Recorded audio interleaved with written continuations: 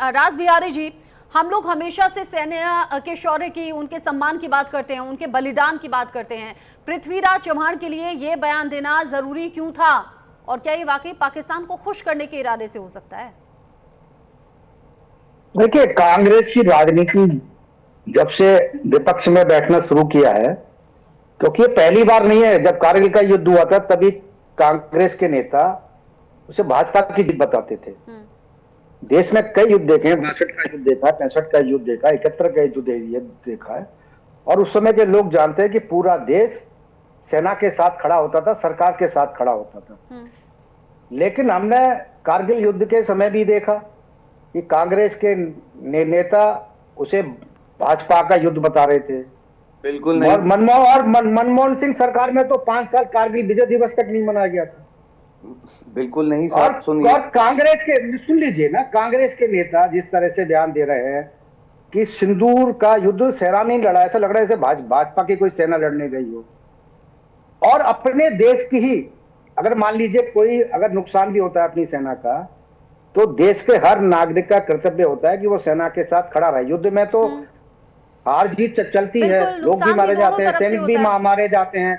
लेकिन सेना का हौसला बुलंद करने के लिए हम अपना नुकसान सहने के बावजूद हम सेना का समर्थन करते हैं, लगातार उसका हौसला बुलंद करते हैं। और अगर साथ राफेल मगर मार गिराए थे तो उनके साथ वायुसेना के भी कर्मचारी मारे गए होंगे, कोई पायलट भी मारे गए होंगे। वायुसेना की तरफ से तो कोई नहीं आया, उनका कोई पायलट शहीद हुआ है। तो इस तरह की बयान क्योंकि सेना का हर साल ऑडिट होता है, और राफेल कोई ऐसा कोई जीप तो है नहीं। राफेल एक बहुत बड़ा महंगा और युद्ध विमान है, उसका भी ऑडिट होता है। कितने हमारे पास राफेल है, सब दुनिया के सामने। हाँ। तो इस तरह की बातें करके कि हमारे पाकिस्तान की, दरअसल चौहान जो ने पाकिस्तान ने दावा किया था कि अपने साथ राफेल मार गिराए, और पाकिस्तान की तरफ से आज तक कोई दावा नहीं आया कि भाई राफेल का मलबा भी गिरा होगा। जैसे भारतीय सेना ने आतंकवादियों के ठिकानों को नेस्तनाबूद किया था तो बाकायदा फोटो जारी किए थे। पाकिस्तान में हाहाकार मच गया था। जो आतंकवादी आकाएं उनके भी रिश्तेदार मारे गए थे, वो आज तक रोते हुए दिखाई दे रहे हैं। तो लेकिन हमारे राफेल को मार गिराया, आज तक कोई सबूत ना पाकिस्तान पेश कर पाया, ना कांग्रेस पेश कर पाई है। केवल पाकिस्तान के दावे को दोहराना निश्चित तौर पर ये देश की भी जनता का अपमान है, सेना का अपमान। एक तरफ तो देश है, देश के नागरिक हैं जो सेना का मोराल अप करने की कोशिश करते हैं। देश के प्रधानमंत्री नरेंद्र मोदी अक्सर फेस्टिवल्स पर, खास मौकों के बीच में सेना के बीच होते हैं, उनका उत्साह बढ़ाते हैं, उनका जोश बढ़ाते हैं। लेकिन वहीं दूसरी तरफ इस तरह का गैर जरूरी बयान ये डीमोरलाइज करने जैसा है। हिमांशी जी, क्योंकि पृथ्वीराज चौहान के कुछ पुराने बयान भी हम बता रहे हैं कि कौन कौन से विवादित बोल उन्होंने पहले भी बोले हैं।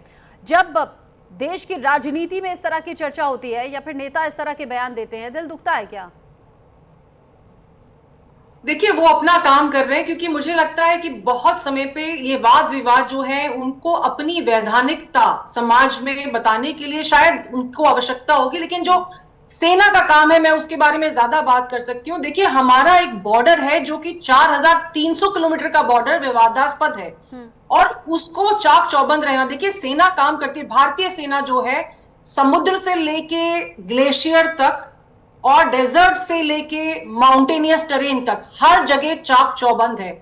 और -50 से लेके +50 डिग्री के टेम्परेचर में वो सेना काम करती है। उसका इक्विपमेंट काम करता है। देखिए, बंदे तो काम कर रहे हैं, उसके पास मनोबल है, लेकिन अपने इक्विपमेंट को भी वॉर रेडी, ऑपरेशनल रेडी रखना उनके लिए, मुझे लगता है कि एक ऐसा कृतज्ञ देश उनके पीछे खड़ा होना चाहिए जिसके लिए सैनिक को मरने पे गर्व हो कि ये मेरा देश है, इसमें। लेकिन अगर आप हर चीज को विवादित कर देते हैं तो उसके प्रति आप कहां कृतज्ञता का भाव रख रहे हैं? उसके परिवारों के प्रति क्या कृतज्ञता का भाव रख रहे हैं? वो सैनिक जो वापस नहीं आए, जो 1962 के वॉर में फ्रीज हो गए, जो सैनिक कारगिल की चोटियों से वापस नहीं आए, अगर आप इस तरह के बयान करते हैं तो डेफिनेटली सेना के मनोबल पर असर पड़ता है। लेकिन फिर भी मैं कहूंगी कि जो पराक्रमी और वीर सैनिक भारत के हैं, वो आज भी अपने आप को सर्वस्व न्यौछावर करने से पहले कभी पीछे मुड़कर ये नहीं देखते कि हमारी राजनीति में क्या चल रहा है। वो जो कसम खाते हैं अपनी कसम परेड के समय पे कि कभी भी कहीं पे भी जैसे भी उनको आदेश दिया जाएगा जाते हैं और अपना काम करते हैं। तो मुझे लगता है बहुत जरूरी है कि सेना से बहुत कुछ ये देश सीखे। बिल्कुल बिल्कुल सही बात है। सैफ जी, अगर एक मिनट के लिए मैं कहूं कि आप भूल जाएं, आप कांग्रेस के प्रवक्ता हैं, एक आम नागरिक होने के नाते, एक भारतवासी होने के नाते, आप सेना को लेकर क्या सोचते हैं, ऑपरेशन सिंदूर को लेकर क्या सोचते हैं? देखिए, ऑपरेशन सिंदूर एक सक्सेस जरूर हुआ है, मगर उसके पीछे एक प्लानिंग और हमारी सेना की प्लानिंग से लेके, ताकत से लेके, हर चीज जो हमेशा सेना जो इस्तेमाल करती आई है, आज से नहीं बहुत पहले से। आपको याद होगा कि जब 90,000 सोल्जर्स पाकिस्तानी के घुटनों के बल गिरे थे, आपको याद होगा जब 5,000 टैंक्स जो है डिस्ट्रॉय हुए थे, आपको याद होगा जब पाकिस्तान के 2 टुकड़े हुए थे। तो ये तो सब जो है सेना, हमारी सेना पे हमें हमेशा गर्व था, है और हमेशा रहेगा, इसमें कोई दो राय नहीं है। खैर, हम जो ये आज जो टॉपिक डिस्कस कर रहे हैं, जिसके ऊपर जो है बोल दिया गया, ऐसे तो नेपाल सिंह ने बोला था कि आर्मी पैदा ही हुई है मरने के लिए, उनको क्या क्या स्टेप्स उठाए जो है भारतीय जनता पार्टी ने। तो अगर हम अब ये बात करें कि इन्होंने ये स्टेटमेंट्स क्यों दिए हैं, तो इन्होंने ये स्टेटमेंट्स एज इट इज वैसे के वैसे ही उठा के सामने रखे जो अनिल चौहान जी ने, चीफ ऑफ डिफेंस ने रखे थे। मगर नेपाल सिंह या फिर आरएसएस ये कहती है कि मैं 3 दिन में आर्मी पैदा कर देती हूँ, इंसल्ट करती है जो है वो हमारे देश के आर्मी की, उसके ऊपर क्या स्टेप होता है? भारतीय जनता पार्टी एक विंग है सिर्फ आरएसएस का, इसमें कोई दो राय या दो इनकार नहीं किया जा सकता। और मुझे लगता है हमारे जो विदाउट बायसनेस, क्या आप ये बताएंगे पृथ्वीराज चौहान का बयान आपको ठीक लगा क्या? नहीं, देखिए, सबसे पहले ऐसे कोई भी बयान को जो है रिफ्रेम करके बहुत क्लैरिटी से सामने लेके आना चाहिए।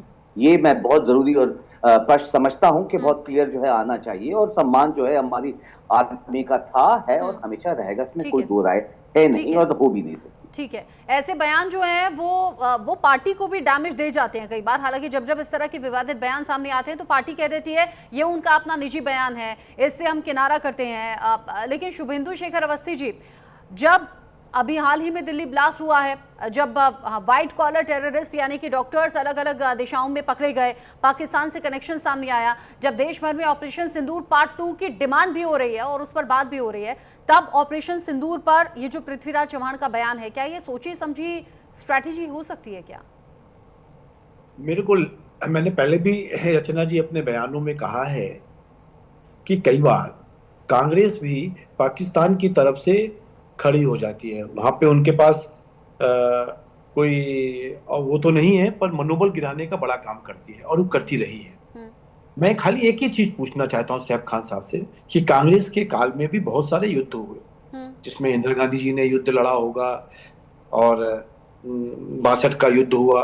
हमारे जवान युद्ध लड़ते हैं जनाब, और हमें ना खिताब लेने की आदत नहीं है। बीच में इस तरीके से कामयाबी है हमारे जवानों की है। टाइम कम मैं है, किसी प्राइम मिनिस्टर इस तरीके से नहीं, टाइम कम है, आपस में मत लड़िए।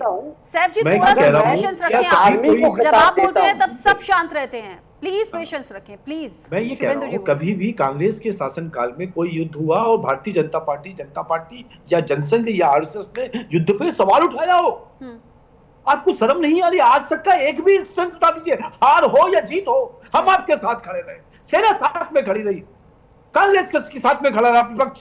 पर आज जब हम लड़ाई युद्ध कर रहे हैं तो भाजपा जब युद्ध कर रही है और सेना को एक मनोबल देने का कोशिश कर रही है, जब भाजपा की सरकार है, तब आप विपक्षी के रूप में काम कर रहे हो। सेना लड़ाई कर रही है दूसरे देश के साथ, सेना लड़ाई कर रही है दूसरे देश के साथ। आपको शर्म आनी चाहिए। कहा ये सवाल बोला कि पाकिस्तान से झगड़ा होता है, किसने कहा नहीं है? मैं पहले ही क्लियर कर दूं, आपस में क्यों लड़ते हैं? आपस में क्यों लड़ते हैं बार-बार? सर जी, बीच में क्यों बोलते हैं आप?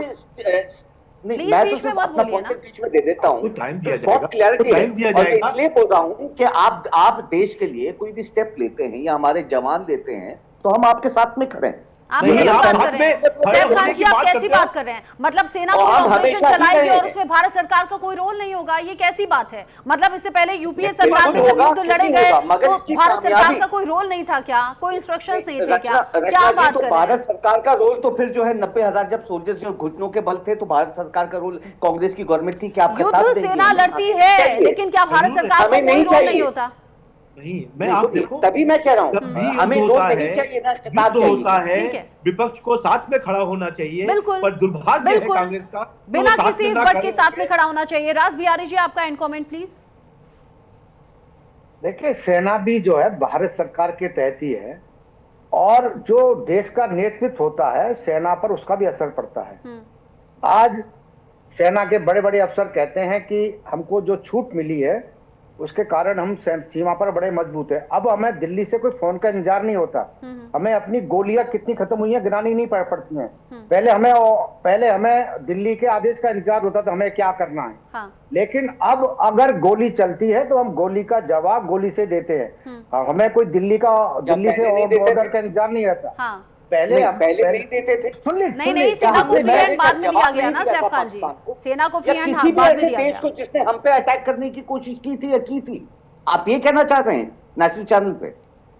पहले बड़ी ऐसी घटनाएं हुई हैं जब ठीक है, ये आपस में अपने छींटाकशी बार- चलती रहेगी। मेरे पास टाइम की कमी है। शुभेंदु शेखर अवस्थी जी, सैफ खान जी, राज बिहारी जी, हिमांशी सिंह जी, बहुत बहुत शुक्रिया आप सभी का साथ में जुड़ने के लिए।